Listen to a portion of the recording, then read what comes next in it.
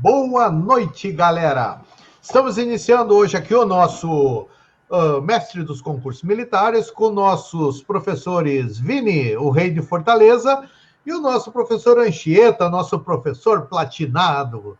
Estamos aí com mais uma... Hoje não é aula, não é? Hoje é o quê? Hoje são dicas das provas aí. Então, pessoal, hoje os nossos professores, aí, nossos mestres, irão trazer as principais dicas das provas aí de geografia e de matemática. Então, prestem atenção aí que será útil a todos vocês. Chama aí, chama lá os amigos, chama o pai, o avô, o cachorro, chama todo mundo, né, Anchieta? Para quê? O professor Anchieta vai dar a dica da prova aí, ó, vai cair. Se não cair na prova, vai cair o aluno, mas vai cair.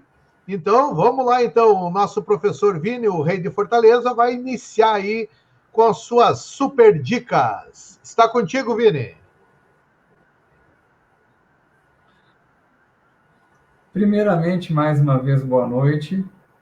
Eu reforço, no caso, o pensamento, você que está trocando a sua sexta-feira para se dedicar para o concurso, nesse horário, você está mais perto da aprovação. Nunca se esqueça disso. Né? A vida é feita de escolhas e renúncias. Você renunciou a outras atividades nesse momento para poder estar aprendendo sobre a prova de geografia. E o que eu vou te dar de presente? Eu vou te dar 8 questões de 12. Professor, se eu fizer 8 questões de 12 em todas as provas, ou mantiver essa média, eu passo, você passa com louvor, até porque nós temos um excelente professor de redação, né, dentro do nosso grupo, e ele tem condições de fazer você passar também pela peneira da redação, lembrando que a única prova é eliminatória. A minha matéria, inclusive, geografia, ela tem uma estreita relação com redação, porque nós fornecemos argumentos para que vocês possam elaborar, no caso, primeiro, segundo parágrafo e a conclusão. Eu gosto muito de trabalhar com pessoas de letras, porque eles têm uma capacidade intelectual geralmente muito grande, né? Tem que ser criativo, inventivo e conseguir escrever. A primeira dica que eu te dou, para todos que vão começar a estudar, mesmo antes da prova de geografia, geografia no segundo dia. Professor, quando que eu tenho que praticar a prova de redação? Essa é a primeira dica. Acostuma o teu cérebro e faz uma nova programação mental para que você sempre faça as redações no sábado à tarde, no mesmo horário que você vai executar o período de prova da SPSEX. Tenha esse hábito. Então, amanhã, a partir das 13 horas, se isole e aprenda a fazer uma redação no máximo de 1h30, a princípio. Depois você vai reduzindo o tempo gradativamente para chegar na meta de 1 hora. Entre fazer, passar limpo e corrigir. O Fabiano vai estar aqui para te ajudar. Professor, por que o senhor está me dizendo isso? Porque não adianta você passar em geografia, passar em matemática, do nosso grande amigo Anchieta, e não passar em redação, a única prova eliminatória. Então, a primeira dica era essa. A segunda dica não é uma dica. A segunda dica é uma certeza. Eu vou pedir para o Fabiano projetar. O que eu vou projetar? Vou projetar para vocês as tendências da prova de geografia de 2005 até 2020. Professor, eu já começo olhando ali a análise dos temas recorrentes, né? Dessa forma que o senhor colocou, o senhor já está colocando, inclusive, em quadradinhos aquilo que mais se repete. Exatamente, eu peguei o edital, coloquei item por item nessa relação e aquilo que mais se repete. Por exemplo, eu tenho noções de estrutura da Terra e geologia e geomorfologia do Brasil. Professor, então eu tenho que ter a meta de entender esse conteúdo. Quais são os pré-requisitos? Primeiro pré-requisito, orientação. Não que precise ser uma questão específica, pode cair aqui, porque eu tenho que saber qual é a porção oriental, ocidental, norte ou sul dos continentes, e de todos os continentes. Tem uma regra geral que eu gosto de brincar, que é a seguinte: quando eu trabalho com geologia, eu sempre tenho no continente um lado que é jovem, terremoto e vulcão. Aí eu brinco muito com as meninas, procurem nessa época da vida, sem ser um namoro sério, né, o relevo jovem. Né? Terremoto, vulcão, causa emoções, né? Transforma, produz montanhas, sempre aquele sentido de ápice, né? Para cima e avante, assim como a Cordilheira dos Andes que está subindo todos os dias, todos os anos, assim como a Cordilheira do Himalaia. Do outro lado, ou seja, de um lado do continente, numa porção leste, por exemplo, eu vou ter relevo jovem, do outro lado eu tenho que ter relevo antigo. E qual é a característica do relevo antigo, professor? Como seria a característica do relevo nacional brasileiro? O relevo antigo é o relevo desgastado, né, que sofre com erosão, processo de deposição, mas quanto mais velho, maior a riqueza mineral. Ou seja, tem mais possibilidade de ligas metálicas, né, metais preciosos e assim por diante. Professor, o Brasil ele fica desse lado velho do relevo, né, na porção oriental, o leste do continente americano, do outro lado, na porção oeste, então, né, eu tenho terremoto e vulcão na Cordilheira dos Andes. E o que eu tenho no meio, professor? As grandes planícies onde incorrem, de acordo com essa calha de relevos, os principais rios. Funciona na América, funciona na Europa, funciona na África, funciona na Ásia. Essa relação, eu sempre tenho esse contraste de relevos, geralmente explicando, né, o desenvolvimento e a nascente dos principais rios, que vai convergir entre esses relevos mais ou menos protuberantes. Também vão estar relacionados aos tipos de solo, vão estar relacionados ao tectonismo, a possibilidade de terremotos, vulcões, maremotos, e nesse sentido você vai ter que ter uma noção de orientação, como eu falei, e principalmente de geologia. A prova da SpaceX ela é estritamente pontual nessa questão. Ela vai perguntar as camadas, estrutura física e química, a composição ou sua relação de plasticidade, e depois eu vou relacionar a geologia com o processo geomorfológico, com a estrutura do relevo. Eu acho que esse ano cai uma tendência de conservação de solo, observância sobre isso. Tá bem? Pode passar para a próxima tela, Fabiano, por gentileza? Vamos aguardar aqui meu colega passar. Perfeito. Professor, lá em cima e no alto cai o principal tema da SpaceX. Não existe prova da SpaceX e eu fico feliz nisso, sem clima, vegetação e biomas do Brasil. Por que eu fico tão feliz? Porque quando você tiver lá oficial, já saindo da escola, tanto no caso da SpaceX e depois da MAN, você vai escolher o seu brevet. É um brevet de montanha, é um brevet de caatinga, é um brevet pantanal, é um brevet de selva, ou seja, todos relacionados aos grandes biomas nacionais. Professor, então eu tenho que ter uma intimidade com essa relação de conhecimento sobre o Brasil. Primeiro, que é o nosso país, né? E a prova da SpaceX, ela valoriza esse conhecimento. Segundo, que ela vai estar diretamente relacionada com a carreira militar. Por isso que é o único tema da SpaceX que sempre caiu. Se você for ver a quantidade de questões, ela passa desses 16. Eu tenho mais questões de clima, vegetação e relevo do que qualquer outra matéria na SpaceX. Professor, então aqui eu tenho climas e biomas. Quais são os condicionantes? Fatores, elementos do clima, é o pré-requisito. Tá? Eu tenho vários materiais que eu vou passando ao longo dos anos para você, para trabalhar sobre isso. Eu tenho os 5 climas do Brasil, classificação de Arthur Strauss, a mesma utilizada pelo IBGE, sem aquela questão de utilizar montanhas, né, clima tropical de altitude, não tem isso na classificação na prova da SpaceX, muito menos, né, no IBGE. Professor, e depois eu tenho as características e as limitações que vão dar origem às grandes regiões, o norte da Amazônia, a região nordeste do Sertão, a região centro-oeste do Cerrado, a região sudeste das mares de morros, e a região sul com grandes planaltos, cânions, e o frio, ou ainda o pampa, monótono e gramado. Eu tenho que ter essas informações. Professora, vamos misturar um pouquinho de biologia agora, sim, os impactos ambientais, a relação de exploração sobre esses grandes biomas nacionais e mundiais. Eu tenho que ter esse conhecimento. Essa questão é o core da prova. Já são 2 ou 3 questões, porque aqui repete, aqui pode cair mais de uma questão. Então, eu já estou com 3 questões de prova e eu estou com menos de 10 minutos de live, professor. É muita coisa. Quer que eu aumente ainda? Vamos para o processo de formação demográfica. Eu tenho mais uma questão, cheguei a 4 questões no mínimo da sua prova.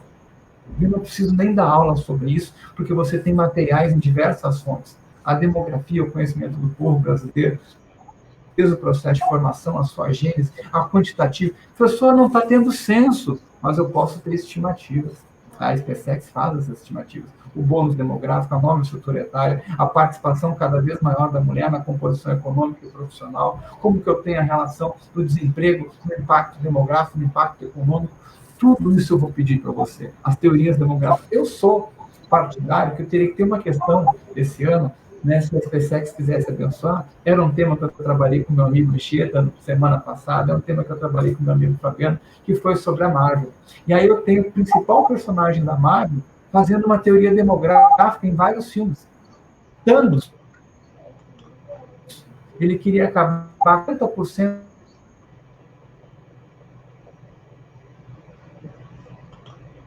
do universo. 50% das espécies vivas do universo, para que as outras espécies vivas tivessem condições de aproveitar malthusiana, para que a outra população do universo tenha condições de ter um futuro, um desenvolvimento sustentável.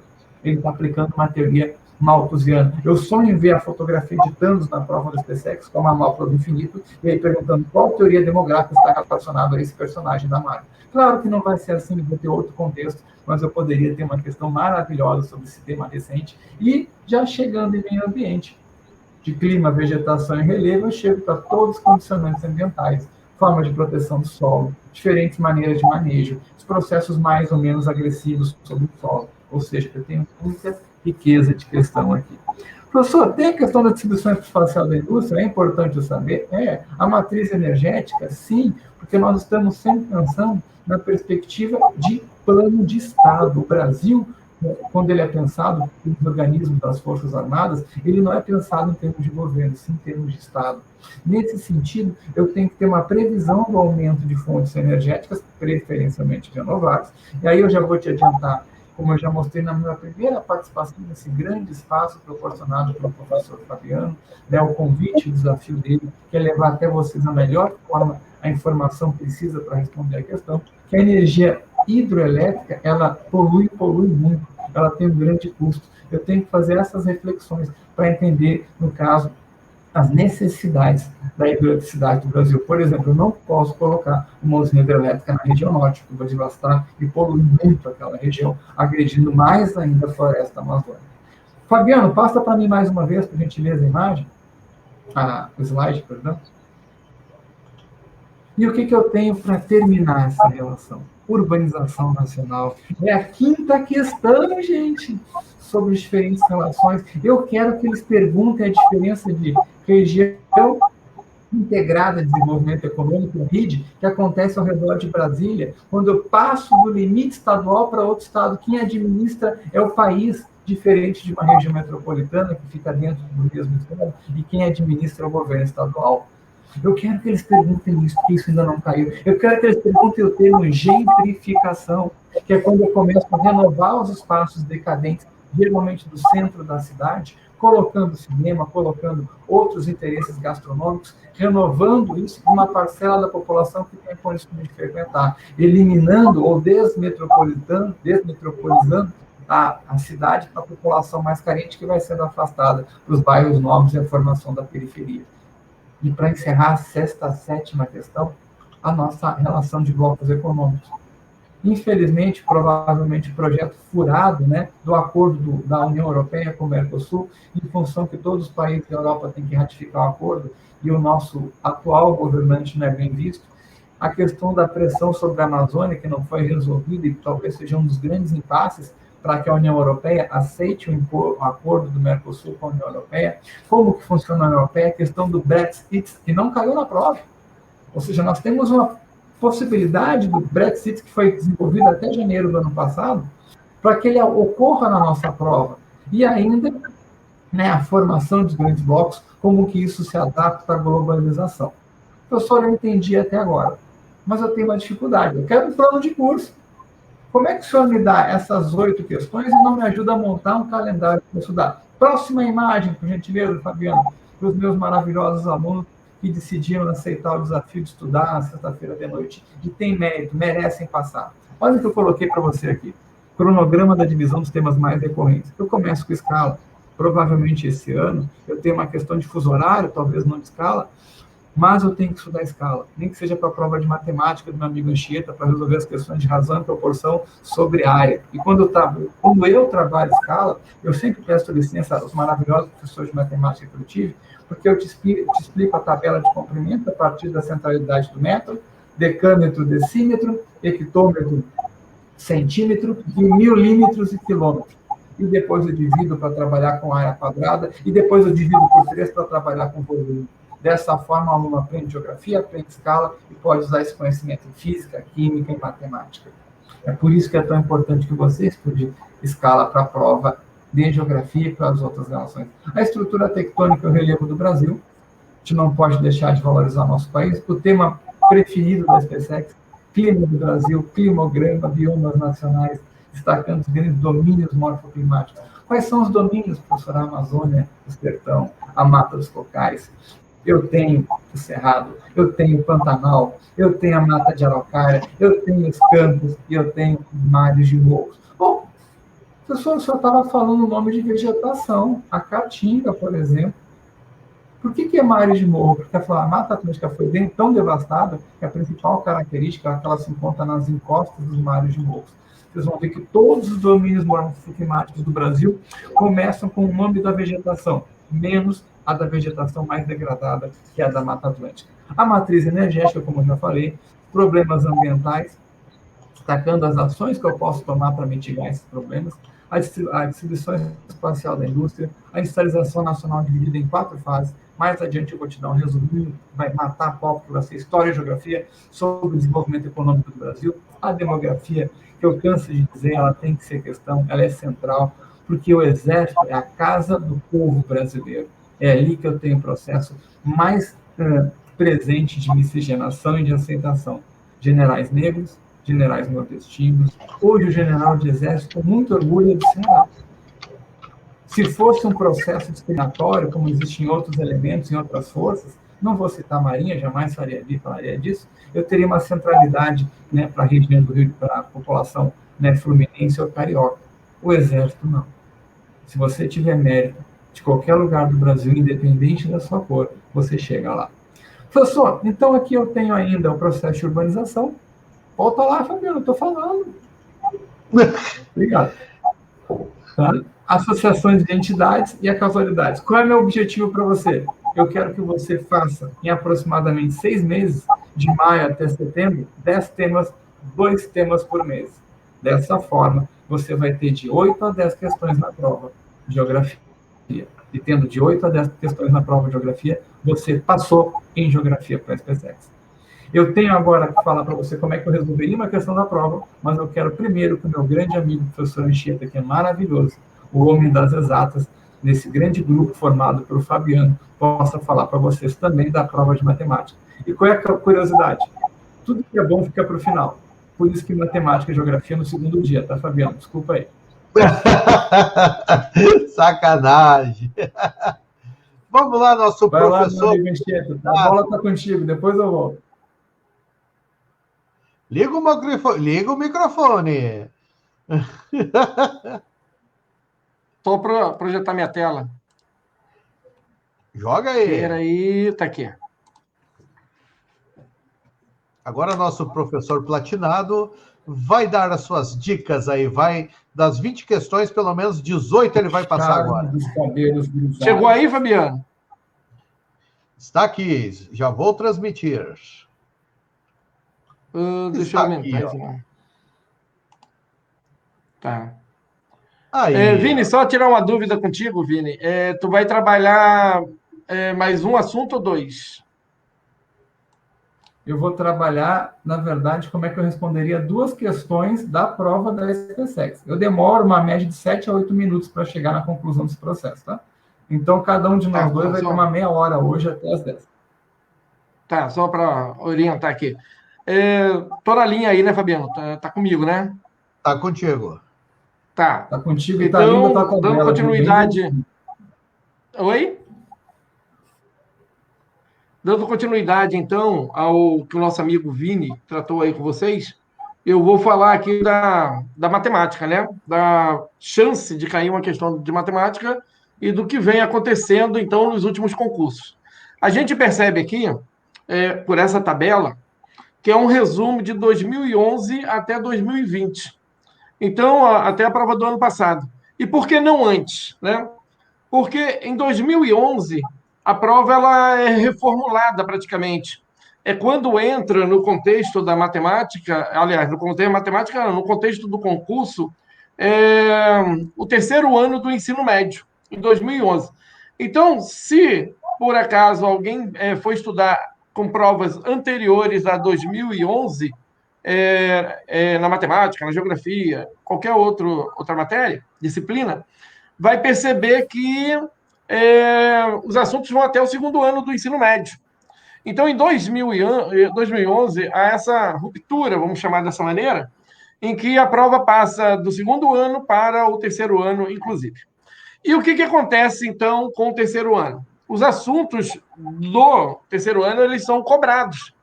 E aí há uma mudança muito rápida na prova, porque os assuntos do terceiro ano, eles são muito cobrados. Então, a geometria analítica é um assunto de terceiro ano. E a gente nota aqui que o total de questões que caíram até agora foram 25. E a gente vai perceber isso em todos os outros assuntos, mas em matemática, geometria analítica, foram 25 questões na prova. 12% até agora de todas as questões de 2011 até 2020 são de geometria analítica. E a gente nota que no ano passado foram 3 questões, e em 2018, 4, em 2016, 3, em 2011, 4. Então, esse assunto é certo que vai cair novamente. E a gente percebe, como o nosso amigo Vini falou, que a moda aqui ela é alta, é uma moda de 2 para cima. Então, 2, praticamente em todas as provas foram 2 questões. Então, é certo que em 2021, que é esse ano, deva cair 2 questões, pelo menos, de geometria analítica. Caso isso não aconteça, é tipo assim, é uma baixa probabilidade, é uma baixa chance. Mas é certo que se o aluno estudar geometria analítica, que é um assunto do terceiro ano, e que pega, por que pega? Porque normalmente os assuntos de geometria analítica do terceiro ano não são ensinados no ensino médio mais. Tipo, cônicas, hipérbole, elipse, parábolas. Não a parábola que a gente estuda lá no primeiro ano e no nono ano, mas a parábola como conceito da geometria analítica, em que a gente estuda parábolas com cavidade para a direita e com cavidade para a esquerda. Então, não é nada tão comum para a maioria dos alunos. Então, se você quer, né, e como o Vini diz, já que você está acordado até essa hora, já que você está assistindo essa live, quer acertar 2 questões na prova, estuda geometria analítica. Das 20 de matemática, tu já tem 2, tá? Agora, trigonometria. A trigonometria é um assunto do segundo ano, né? Você estuda trigonometria no segundo ano. E antes da mudança, antes de 2011, trigonometria era o que era mais cobrado na prova. Depois de 2011, trigonometria ela vem perdendo um pouco da força dela. Mas a gente nota que ela ainda é muito, muito cobrada. Então, das questões, né, de todas as questões, 209 questões cobradas de 2011 a 2020, 20 questões são de trigonometria. Em torno de 10% da prova, 2 questões praticamente. Então, é uma moda alta também. Em torno de 1 a 2 questões da prova é trigonometria. A chance de cair é altíssima também. Eu digo, o ano passado foi um fato um pouco mais improvável, caiu uma questão só, né, de trigonometria, até porque vocês vão perceber que geometria plana, que era um assunto que não caía, você percebe aqui que em 2011, não de forma direta, né, a gente não percebe geometria plana aqui no início, e depois geometria plana vem crescendo, aí, vem numa constante de subida, e o ano passado eles sacanearam legal, e colocaram 4 questões de geometria plana. Eu tinha feito uma previsão de 2 questões de geometria plana para o ano passado, que era uma média já prevista. Apareceram 4. Então, a geometria plana ela é forte, inclusive a geometria plana ela é a base da geometria espacial, ela é a base da geometria analítica, ela é a base da trigonometria. Então, realmente, a geometria plana ela era deixada de lado e o aluno acabava estudando porque ele sabia que ia precisar em outros conteúdos. Só que agora mudou bastante. O conceito da SpaceX é investir na geometria plana, até porque o escantilhão, né, de questões para a geometria plana é muito grande e as questões também envolvem, às vezes, lógica, às vezes conhecimento que normalmente o aluno não percebe no ensino médio. Porque o que acontece no ensino médio? O aluno, a princípio, chega pronto com a geometria plana do 9º ano e do 8º ano. Então, no ensino médio, não tem nenhum espaço, praticamente, para geometria plana, ou seja, o professor não abre espaço para geometria plana porque ele entende que o aluno já viu. Então, quando ele faz, é uma revisão, mostrando o que é uma área, o que é um polígono regular, tá? Só que a SpaceX está mudando o contexto da geometria plana. Realmente está ficando pesado e é bom que o aluno ele se aprofunde mais e perceba mais essa geometria desde o início e como se ele estivesse fazendo uma prova da EPICA. Quer estudar boa geometria plana? Vai estudar questões da EPICA. A AFA cobra a geometria plana, mas é mais fácil que da IPCAR, né? Se a gente parar para pensar. Então, é um assunto também muito importante, que também tem peso hoje, por causa desse crescimento natural e dessa importância que está sendo dada para a geometria plana.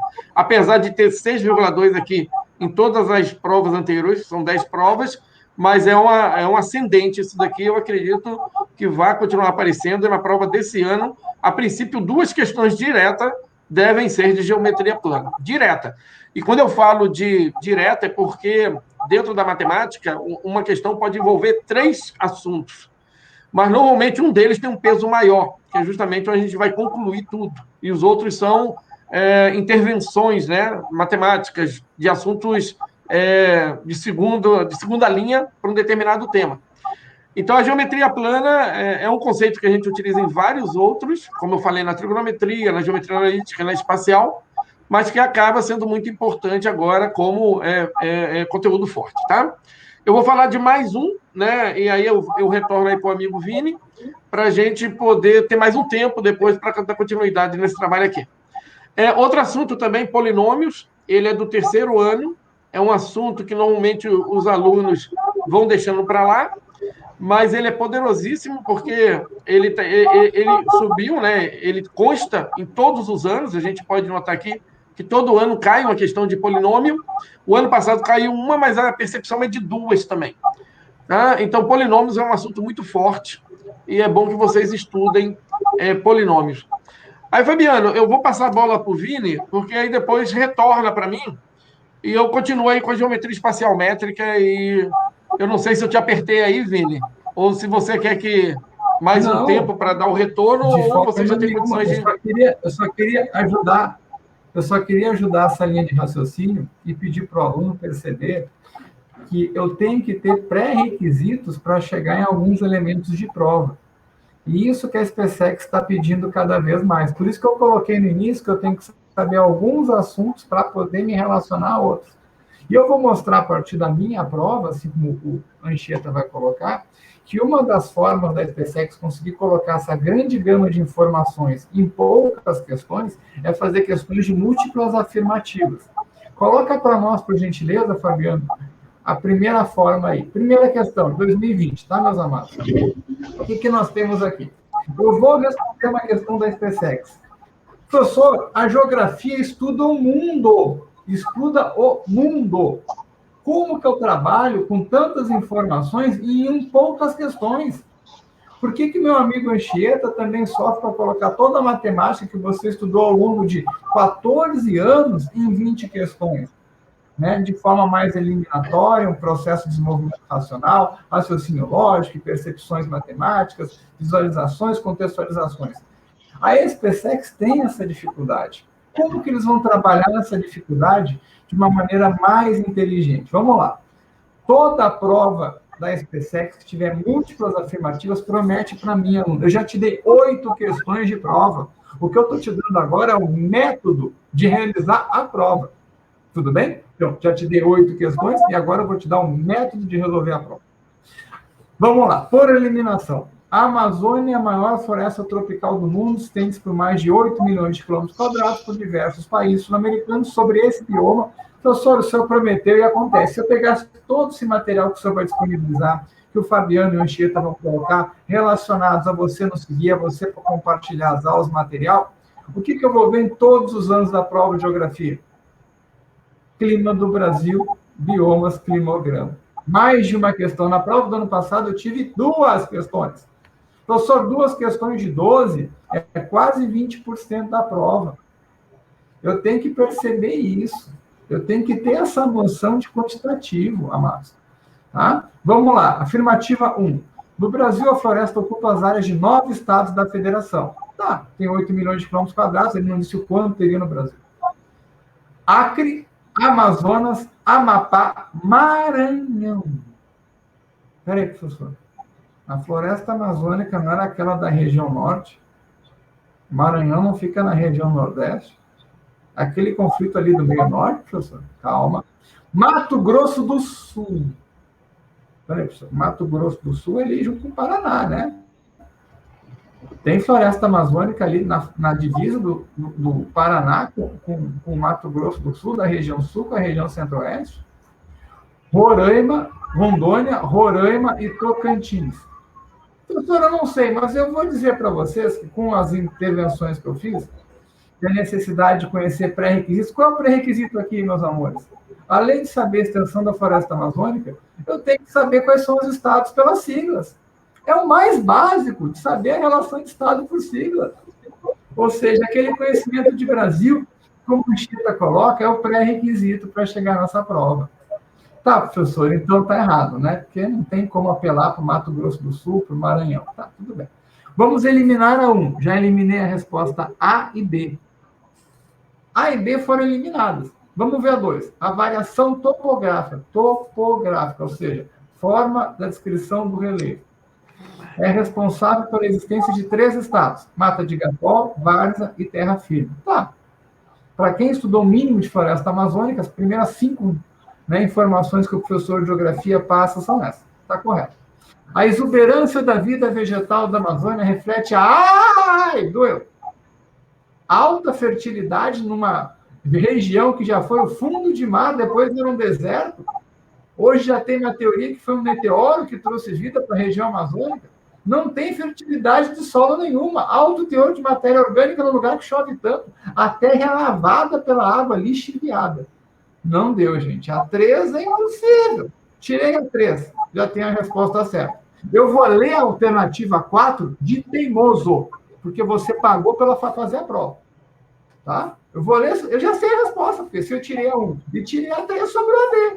Né? Mas eu vou ler. Eu paguei a prova, quero ler toda a prova. Claro que no dia da prova, se você tem esse conhecimento, você já elimina essa questão e passa para outra, com 100% de certeza que acertou. Vamos lá. Trata-se de uma floresta latifoliada, folhas grandes.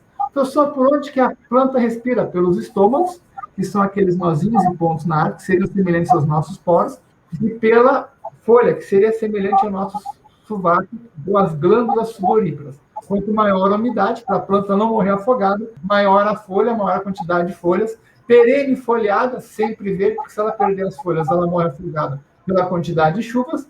Amiga da umidade. Eu sou filo do Fabiano. O que significa filo em latim, Fabiano? Amigo, amante, no sentido de amar, tá, gente? Eu já saí do Rio Grande do Sul, tá bom? Eu fui expulso porque eu era hétero, então, né? Então, eu tive toda essa dificuldade, assim como meu amigo Anchieta, né? Que também saiu do Rio Grande do Sul, a gente é muito discriminado por ser heterossexual. Então, assim, é complicado viver no Rio Grande do Sul com essa relação. Então, volta lá, Fabiano, tu foi pro final. Ah, não, tá certo. Eu tenho, então... Não, Fabiano, já tá no censo, volta lá, tu passou 2 aí. Tu te empolgou dizendo que eu era teu amante e passou 2. Volta, por favor. Aí. Volta lá para a floresta amazônica. Aí, né? Floresta latifoliada, amiga da umidade, que abriga enclaves de cerrados e até mesmo de caatinga dentro da sua área. Está correto. Eu tenho várias variações. Né? A floresta amazônica é muito grande. Resposta certa, letra D. Mostra para nós. Está ali o gabarito. Está ali a questão quase comentada, que está... Para que, se você não sabe, se você está vindo de outro colégio que não seja uma escola militar e está vendo essa live, no colégio militar, tudo que é certo fica em azul. Tudo que é errado fica em vermelho. É óbvio, né? Tudo que é vermelho é ruim. Você, professor, meu sangue é vermelho, mas tu tem que te cortar para ver ele. Né? Então, tudo que é bom fica em azul. Né? Em relação e homenagem ao time do Grêmio. Tudo que é ruim, né? Está errado, fica em vermelho na sua prova da SpaceX e assim por diante, na sua vida. O saldo bancário está vermelho, ou seja, tudo que é ruim fica em vermelho. Lembrando o Flamengo, Internacional, e essas coisas ruins que assediam o mundo, etc., né, e prejudicam a humanidade. Tá bom? Mostra a próxima questão, por favor, Fabiano. Vamos lá para a demografia. Aqui. Professor, o censo demográfico realizado pelo IBGE, e, gente, o censo é a coisa mais importante que o país faz. Se não fosse a geografia fazer o censo, nós não saberíamos quais são as áreas vulneráveis, nem onde investir nosso dinheiro. Se eu quisesse fazer uma redação um tema de redação extremamente fácil de trabalhar e que envolve todo um projeto de Estado, eu falaria sobre o censo. Porque é ele que determina para os próximos 10 anos aonde vão ser investidos os principais veículos, né, financeiros digamos assim, as principais formas de investimento nacional. O censo é fundamental. Não ter censo é um crime ao Brasil e ao projeto de Estado brasileiro. Em 1970, revelou importantes mudanças no perfil da população a respeito da urbanização. Peraí, professor, ele falou de demografia e falou da urbanização, porque um processo está imbricado junto ao outro, um processo contextualiza o outro. O que nós temos aqui? A urbanização ocorreu de forma acelerada, concentrada e apoiada no êxodo rural. Brasil, tá certo, são os fatores repulsivos. Simultâneo ao vigoroso processo de urbanização, tardio, atrasado, que começa na década de 50 com Getúlio e acelera na década de 70 posteriormente. Né? Verificado no pós-guerra, perfeito, as indústrias poluidoras que precisavam economizar dinheiro e mão de obra saem da Europa, saem dos Estados Unidos, onde já não tinha mais mercado, vem para a América Latina, né, em função dos incentivos fiscais, da mão de obra barata e da possibilidade de poluição no pós-guerra. A 1 está totalmente correta, se você estudou comigo, principalmente o processo de urbanização do Brasil, então eu já posso eliminar a C, a D e a E. Eu vou repetir. Se eu estudei um assunto, eu estou eliminando 3 alternativas, a minha chance de acertar está em 50%. Tá bom? Eu vou continuar lendo. Problemas em comum da infraestrutura viária, abastecimento de água, saneamento básico, coleta de lixo, dentre outros, resultariam na criação de regiões metropolitanas no início da década de 70. Claro, gente, eu só vou ter o processo de metropolização a partir da concentração demográfica em uma cidade, que se torna mais importante, e ela começa a ramificar. Tá certo a 2? A resposta é A. Mas eu vou ler a 3. Eu vou ler a 3. Eu paguei a prova. Eu sei que a 3 e a 4 estão errado, mas eu paguei a prova. Mesmo fazendo por eliminação, eu sou chato, eu quero ver. Eu vou mostrar que está errado. Atualmente, o Centro-Oeste é a terceira... Oi, gente. Centro-Oeste é uma região que foi colonizada da seguinte forma. Agronegócio, agricultura mecanizada, libera mão de obra para a cidade. Então, tem um forte processo de urbanização. E pecuária extensiva. Eu não preciso de pessoas na área rural. Quase todo mundo mora na área urbana. É a segunda região mais urbanizada do Brasil. Só perde para a região sudeste e para todo o seu desenvolvimento industrial. Então, já estaria errada por isso. Né? Basicamente, função da Fundação de Brasília, construção de grandes eixos rodoviários, acentuada mecanização. Está tudo certo, só está errado o número 3. E os critérios adotados pelo IBGE são os adotados internacionalmente. Não, gente. A ONU define da seguinte forma, tá? Tem 5 mil pessoas, é área urbana.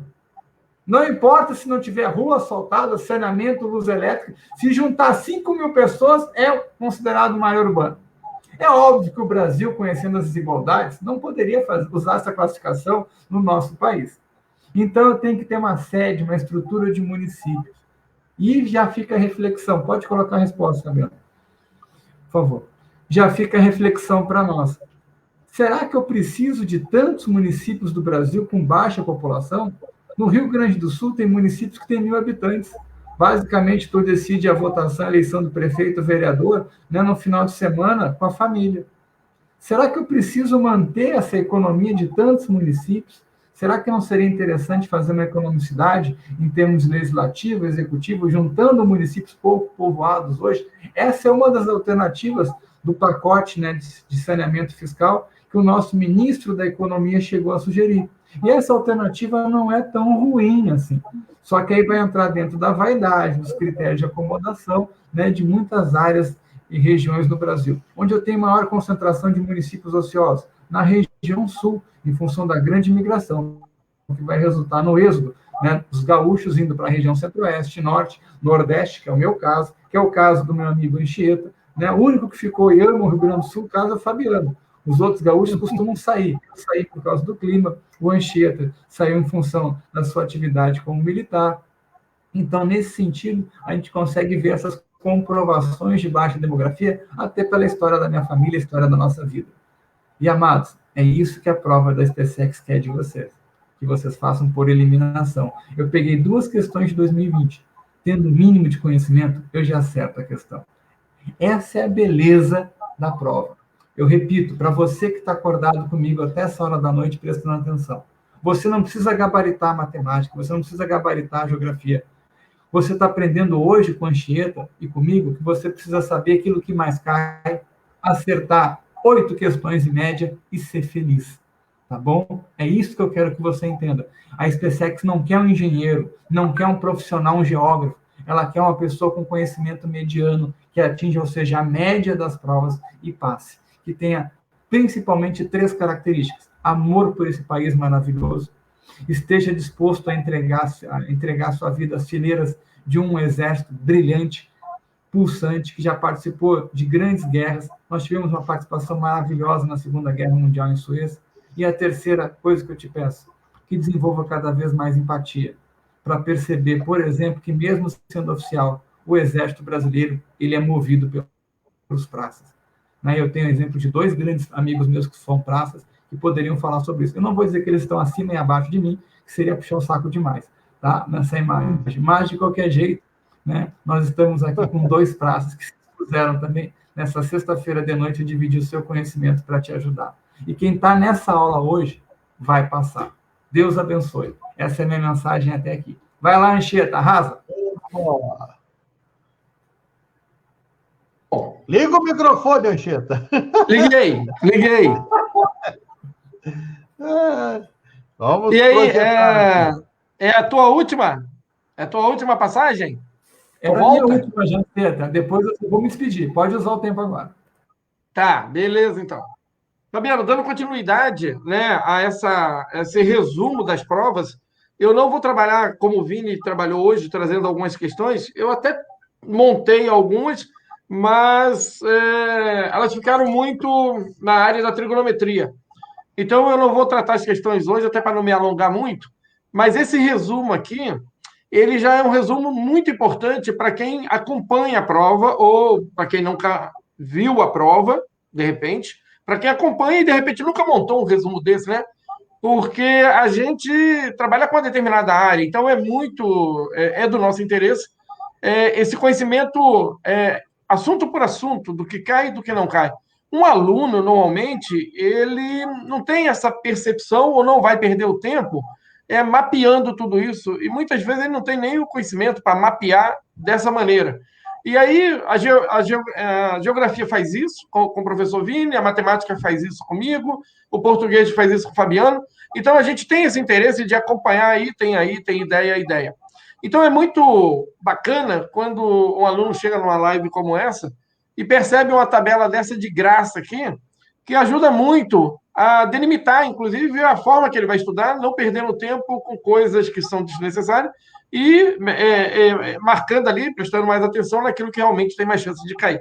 A chance, como o Vini disse, é de ter um resultado muito melhor com esforço, entre aspas, menor, né? Porque aí tu não está perdendo teu tempo com coisa que você sabe que a chance de cair é muito baixa. E para falar em chance de cair, vamos falar agora da geometria espacial métrica. A gente nota aqui que de 2011 a 2020, que são os últimos 10 concursos, nós temos questões de geometria espacial métrica em todas as provas. E a média aqui, a moda, é 2. A gente percebe aí que a moda é 2. Então, a chance de cair questão de geometria... A chance não, vai cair, né? Geometria espacial métrica é muito grande. Agora, o que acontece na geometria espacial? Tem a métrica e tem a espacial de posição. Eu vou passar um slide aqui, Fabiano, para uma outra tela. E a de posição, tá aqui, ó, geometria espacial de posição. Ela também cai, mas ela já não é tão presente. A gente percebe que no ano passado caiu uma questão, em 2019 caiu uma, aí falhou em 18, falhou em 16, falhou em 15, em 12 caiu 2. Então, já é o assunto da geometria espacial que não é tão cobrado. Para o ano que vem, para esse ano, eu diria que não cai. Não é tipo assim, não adianta perder tempo com isso para esse ano, porque foram 2 em sequência. Aqui também nós tivemos 2 em sequência, depois 4 anos sem, e depois uma falhou, agora 2.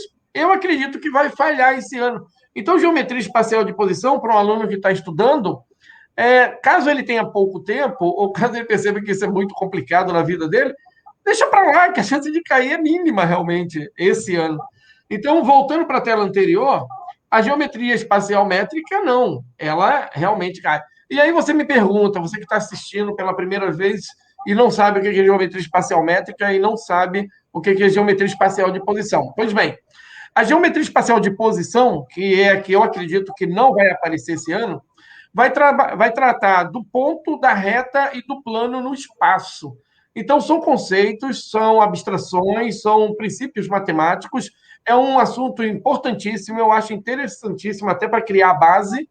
Porém, seria, assim, muito, para quem tem pouco tempo ou pouca base, seria ficar estudando coisa que a chance de ser cobrada é baixa. Então, e isso não é muito cobrado em outros assuntos da matemática, então a chance de aparecer mesmo em outros assuntos da matemática é baixa. Pode acontecer sim, mas é baixo.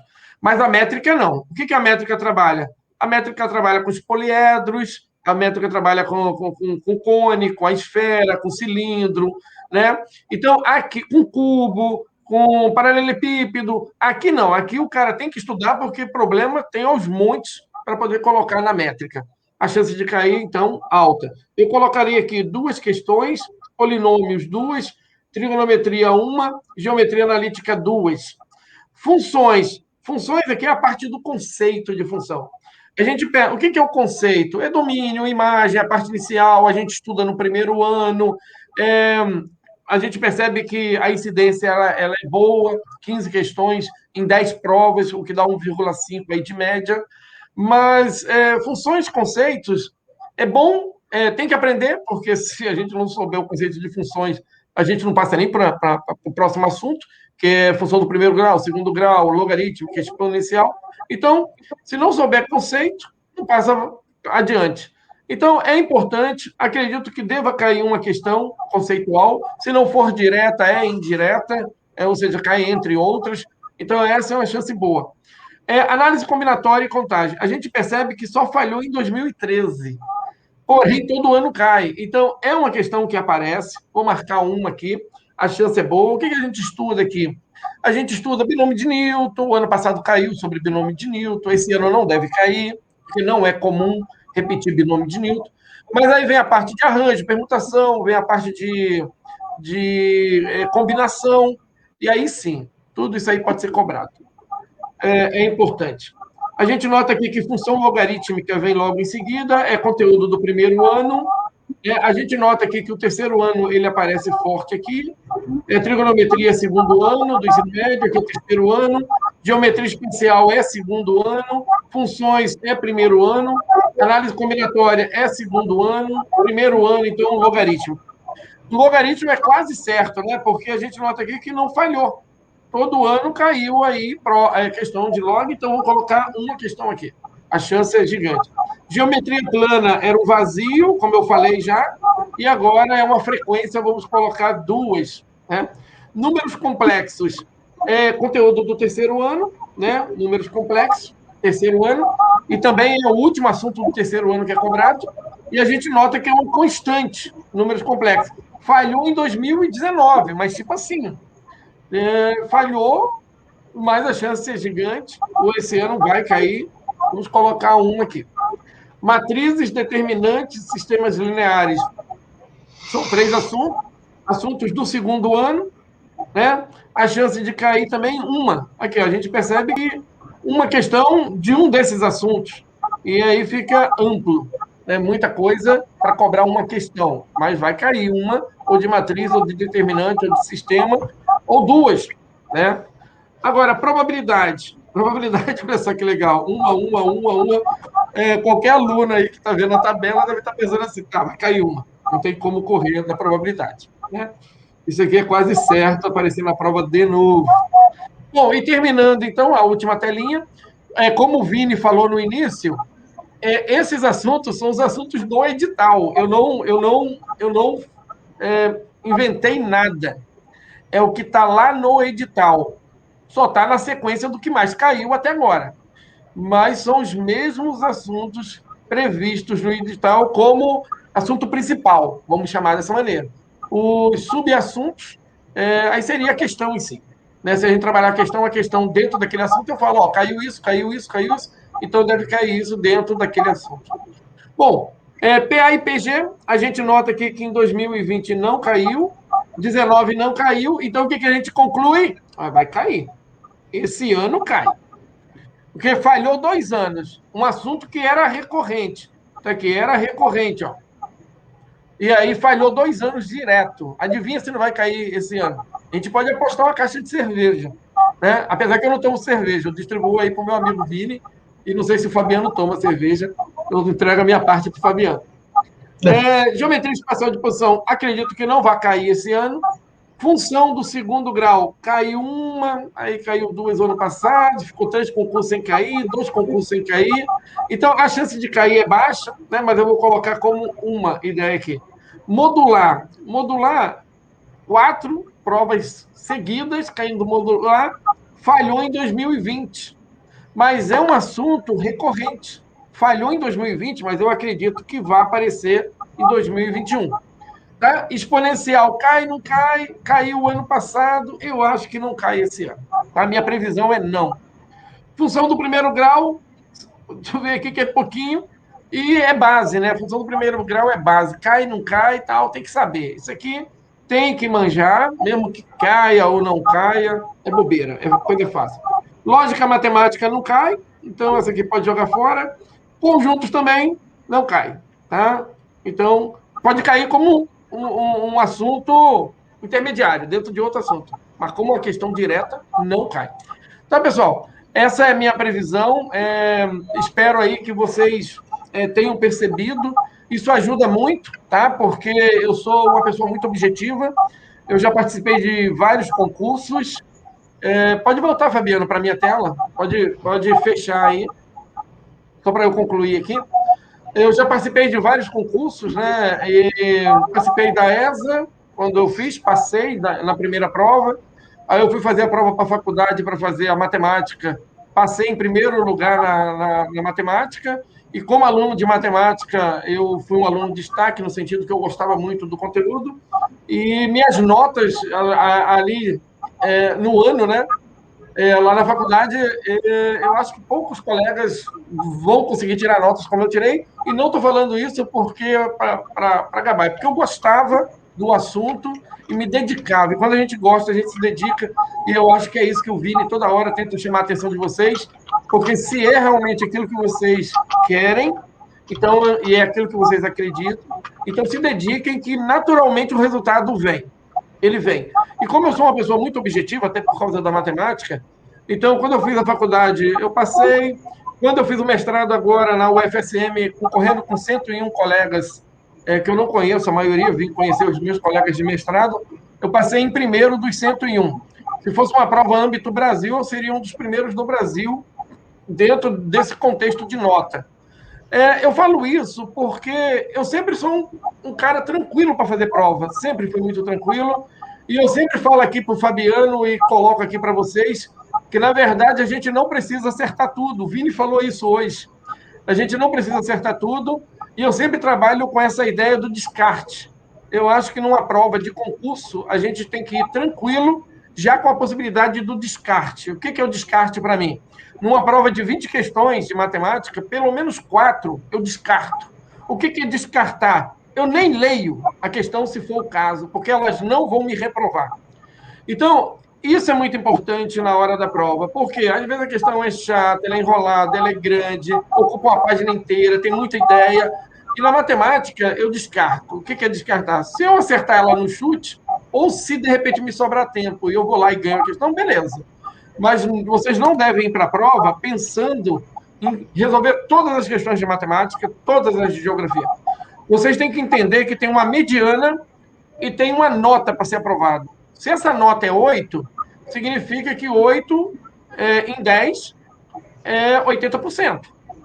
Então, se você levar esse contexto, isso para a prova, então você entende que de cada disciplina, 20% dela você descarta. Não porque você queira descartar, mas que você sabe que é uma possibilidade de fazer isso sem ter um peso na consciência de ser reprovado. Quando eu fiz minha prova do mestrado, concorrendo com 101 colegas, a prova tinha 30 questões de matemática, só matemática. E você pensa, ele gosta de matemática, ele vai acertar as 30. Eu fui para a prova sabendo que com 7 eu passava. Ou seja, com 21 questões eu já seria aprovado. 21. E o que eu fiz? 21 questões corretas. E a partir da 21ª, eu gastei mais meia hora para chegar em 28 questões. Então, eu acertei 28 questões. E tinha 2 questões na prova que a questão era do tamanho da folha. Eu não li a questão. Eu não perdi meu tempo. Eu não me aventurei na questão. Eu entreguei a prova com meia hora de antecedência. E não era porque eu tipo assim, estava nem aí para a questão. É porque eu sabia que eu já tinha sido aprovado com 21. Então, com 21 eu tinha sido aprovado, para que eu vou ficar lutando por mais 2 questões? Se o que vale é a aprovação e não necessariamente eu provar para todo mundo e para o universo que eu consigo gabaritar uma prova de matemática. O universo não quer saber disso. O sol vai nascer amanhã do mesmo jeito. Ele não quer, ele não está preocupado se a gente vai acertar uma prova inteira. Então, a gente tem que começar a lidar com essa coisa de que o tempo todo. A gente não precisa disso o tempo todo. Principalmente numa prova que a gente precisa só aprovado. Façamos o que é necessário, né, Vini? Né, Fabiano? Façamos aquilo que é necessário. E está tudo bem. Então, pessoal, deixa aqui meu recado, volta aí para o Fabiano e fiquem aí com essas experiências, que ser primeiro colocado em prova é só uma questão de saber jogar fora um monte de coisa que você não quer, sabe? Faz 21 aí a prova. Depois faz mais 5 e fica em 10º do Brasil. Depois faz mais 2 e fica em 1º do Brasil. E nem precisa gabaritar a prova para isso. Perfeito. Mas não precisa ter isso na cabeça como aquilo que eu tenho que fazer para ser feliz. Feliz é ser aprovado. Voltamos aí, Fabiano. Aprovação em primeiro lugar. Deixamos aí o nosso Vini aí dar seu recado. Anchieta, eu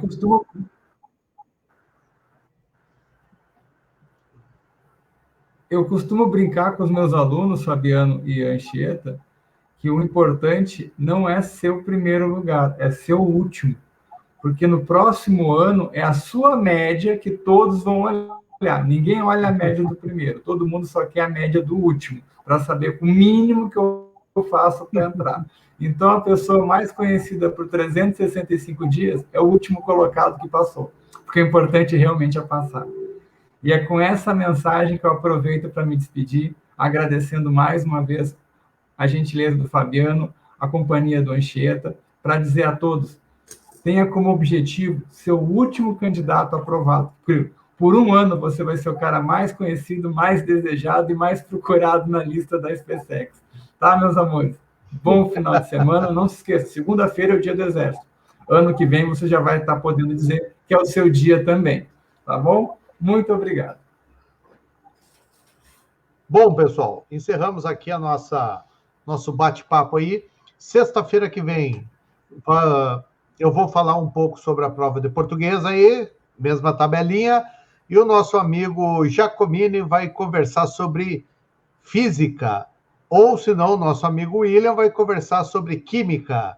Aí será o pessoal mais importante, o pessoal do primeiro dia, né, Anchieta? Segundo dia. Mas eu sou o segundo dia, eu sou o segundo dia. Então, assim, para sexta-feira eu só vou esperar uma confirmação, mas provavelmente seja química. Então, nós vamos trabalhar português e química. E depois, redação e física. E nós também teremos aí uma aula aí com história em inglês do segundo dia. Segundo dia é sempre segundo.